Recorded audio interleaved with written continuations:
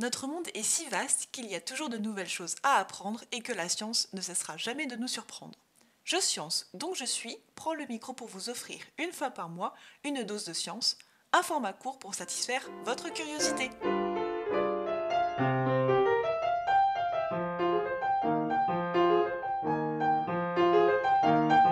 Bonjour, ici Lorraine pour l'épisode de Flash Science du mois. Aujourd'hui, nous allons tourner notre regard vers le ciel afin de comprendre le mystère derrière les aurores polaires.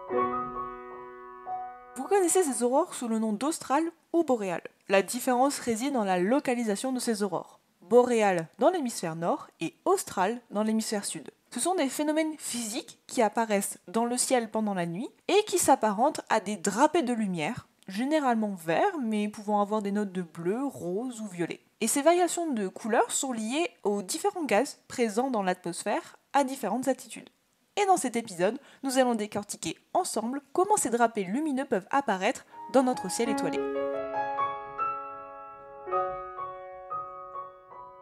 On va tout d'abord faire un petit point sur notre belle planète Terre. Notre planète possède, à la manière d'un aimant, un pôle magnétique positif et un pôle magnétique négatif, tous deux situés à quelques centaines de kilomètres des pôles géographiques nord et sud.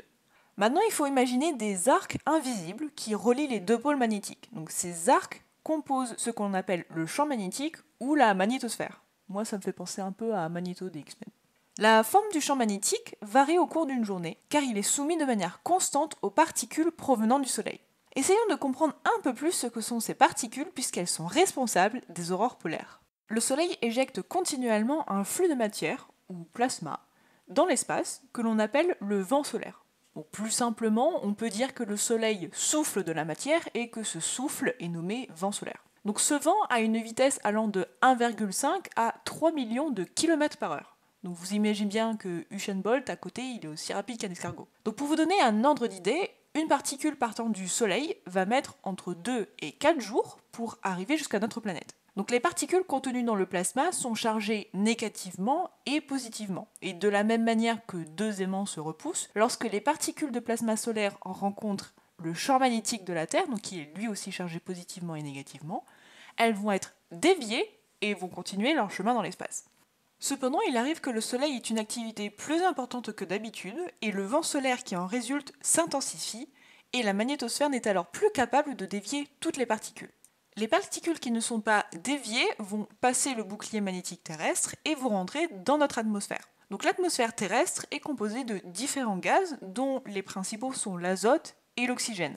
Lorsque les particules vont rencontrer ces gaz, cela va créer de l'énergie lumineuse, donc ça va produire de la lumière. La lumière émise change de couleur en fonction du type de gaz présent, l'altitude où ils sont localisés ainsi que la quantité de gaz.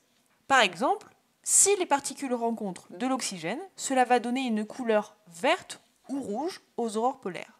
Si les particules rencontrent de l'azote, cela va plutôt avoir des couleurs allant du rose au violet en passant par le bleu. Il faut savoir que la forme des aurores polaires est variable en fonction du nombre de particules qui traversent le champ magnétique, la vitesse de ces particules ou encore la puissance de vent solaire.